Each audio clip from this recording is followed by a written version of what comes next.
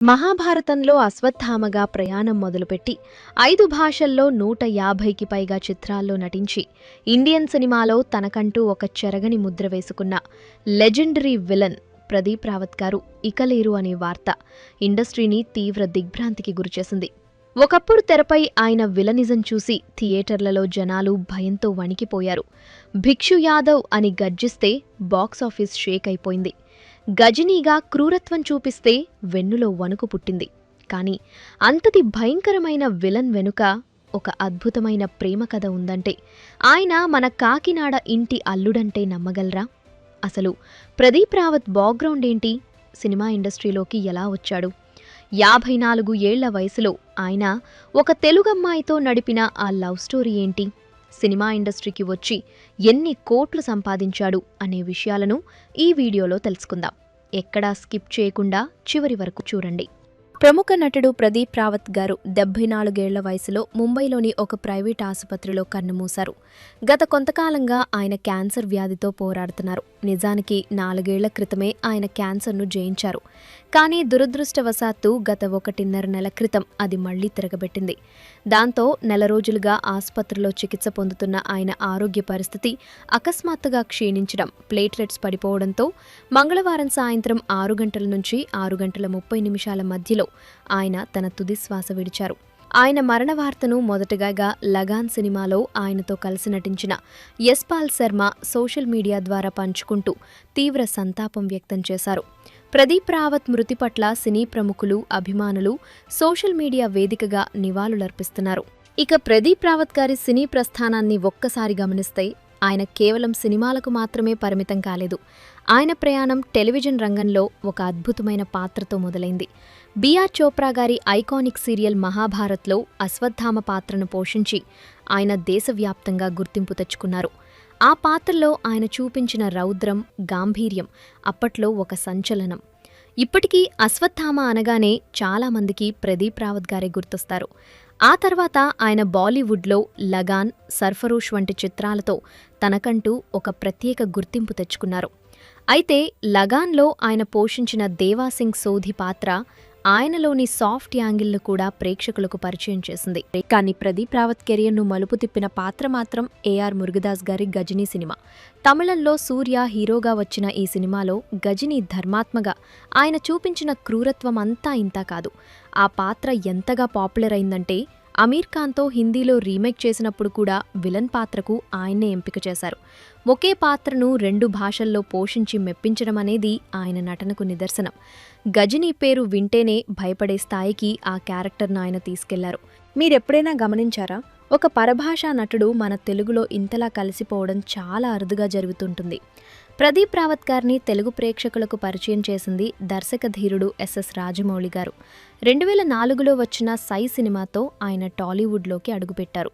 అందులో ఆయన పోషించిన భిక్షు యాదవ్ పాత్ర ఒక లెజెండరీ విలన్ క్యారెక్టర్గా నిలిచిపోయింది. కాలేజీకి వచ్చి చదువుకోవాలి, రౌడీజం చేయకూడదు, చేస్తే భిక్షు యాదవ్ ఒక్కడే చేయాలి అనే డైలాగ్ ఇప్పటికీ మీమ్స్లో, సోషల్ మీడియాలో వినబడుతూనే ఉంటుంది. ఆ పాత్రకు గాను ఆయన ఫిలింఫేర్, నంది అవార్డులతో పాటు సంతోషం అవార్డును కూడా గెలుచుకున్నారు. ఇక అక్కడి నుంచి ఆయన టాలీవుడ్లో వెనుదిరిగి చూడలేదు. ఛత్రపతిలో రాజ్బిహారీగా, భద్రలో వీరయ్యగా, లక్ష్మిలో రాయుడుగా ఇలా దాదాపు 50కి పైగా తెలుగు సినిమాల్లో నటించి మెప్పించారు. అలాగే స్టాలిన్, దేశముదురు, యోగి, నాయక్, సరైనోడు వంటి సినిమాల్లో ఆయన విలనిజం ఒక రేంజ్లో ఉంటుంది. అయితే ఆయన కేవలం సినిమాల్లోనే కాదు, నిజ జీవితంలో కూడా తెలుగువారితో ఒక విడదీయలేని బంధాన్ని ఏర్పరచుకున్నారు. ఆయన మన తెలుగు ఇంటి అల్లుడు అనే విషయం చాలామందికి తెలియదు. ఆయన ప్రేమ కథ ఏదో సినిమా స్క్రిప్ట్ లాగా చాలా ఆసక్తికరంగా ఉంటుంది. అది 2006 సంవత్సరం మెగాస్టార్ చిరంజీవి గారు హీరోగా స్టాలిన్ సినిమా షూటింగ్ జరుగుతున్న సమయం. ఆ షూటింగ్ సెట్స్లోనే ఆయనకు మన ఆంధ్రప్రదేశ్లోని కాకినాడకు చెందిన కళ్యాణి అనే యువతి పరిచయమైంది. ఆమె పద్ధతి, అందం చూసి మొదటి చూపులోనే ప్రదీప్ రావత్ గారు ఆమె ప్రేమలో పడ్డారు. అయితే అప్పటికాయన వయసు 54 ఏళ్లు. కానీ ప్రేమకు వయసుతో సంబంధం లేదని ఆయన నిరూపించారు. మొదట ఆయన తన ప్రేమ విషయం చెప్పడానికి భయపడి మధ్యవర్తుల ద్వారా రాయబారం పంపారట. కానీ అది వర్కౌట్ కాలేదు. సరిగ్గా అప్పుడే విధి ఒక వింత నాటకమాడింది. ఒకరోజు కళ్యాణిగారు ప్రయాణిస్తున్న కారు మార్గమధ్యంలో పాడైపోయింది. అదే దారిలో వెళ్తున్న ప్రదీప్ రావత్ గారు అది గమనించి తన కారు ఆపి ఆమెకు లిఫ్ట్ ఇచ్చారు. ఆ కారు ప్రయాణంలోనే వారిద్దరి మధ్య మాటలు కలిశాయి. ఒకరినొకరు అర్థం చేసుకున్నారు. ప్రదీప్ గారి మంచితనం, నిబద్ధత కళ్యాణి గారికి నచ్చడంతో వారి పరిచయం కాస్త గాఢమైన ప్రేమగా మారింది. ఆ తర్వాత పెద్దల అంగీకారంతో వారిద్దరూ వివాహం చేసుకున్నారు. అలా ఉత్తరాదికి చెందిన ప్రదీప్ రావత్ గారు కాకినాడ అల్లుడైపోయారు. ఇక ఈ దంపతులకు విక్రమ్ సింగ్, సింగ్ రావత్ అనే ఇద్దరు కుమారులున్నారు. సినిమాల్లో ఎంత క్రూరమైన విలన్గా కనిపించినా నిజ జీవితంలో ఆయన చాలా సాఫ్ట్ పర్సన్ అని ఆయనతో పనిచేసిన వారు చెప్తుంటారు. ఆయనకు గార్డెనింగ్ అన్నా, ల్యాండ్స్కేపింగ్ అన్నా చాలా ఇష్టం. అలాగే ఆయన షూటింగ్లో ఎంత బిజీగా ఉన్నా కుటుంబానికి చాలా ప్రాధాన్యత ఇచ్చేవారు. ఆయన చివరి వరకు తన వృత్తి పట్ల ఎంతో నిబద్ధతతో ఉండేవారు.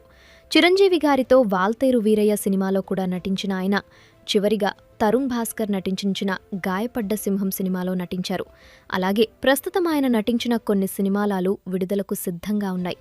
కేవలం తెలుగు, హిందీలోనే కాదు, ప్రదీప్ రావత్ తమిళ్, కన్నడ, మలయాళంలో కూడా నటించి మొత్తం మీద 150కి పైగా సినిమాల్లో నటించారు. ఇక ఆయన ఆస్తుల విషయానికి వస్తే ప్రదీప్ రావత్కి 100 కోట్ల వరకు ఆస్తి ఉండొచ్చు. ఇంతటి గొప్ప నటుడి ప్రయాణం ముగియడం అనేది భారతీయ చిత్ర పరిశ్రమకు, ముఖ్యంగా తెలుగు సినిమాకు పెద్ద లోటు. ఆయన మృతితో ఒక అద్భుతమైన నటన శకం ముగిసింది. బిచ్చు యాదవ్గా, అశ్వత్థామగా, గజనీ ధర్మాత్మగా ఆయన పోషించిన పాత్రలు ఎప్పటికీ మన గుండెల్లో నిలిచే ఉంటాయి. ఆయన ఆత్మకు శాంతి చేకూరాలని కోరుకుందాం. ప్రదీప్ రావత్ గారు మన మధ్య భౌతికంగా లేకపోయినా ఆయన వదిలి వెళ్లిన అద్భుతమైన పాత్రల ద్వారా ఆయన ఎప్పటికీ చిరంజీవిగానే ఉంటారు. విలనిజానికి ఒక కొత్త అర్థాన్ని చెప్పిన ఆ మహా నటుడికి మనందరి తరపున ఘన నివాళులు. తెరపై రాక్షసుడిలా భయపెట్టి నిజ జీవితంలో మనిషిలా ప్రేమించిన ఆయన ప్రయాణం ప్రతి ఒక్కరికీ స్ఫూర్తిదాయకం.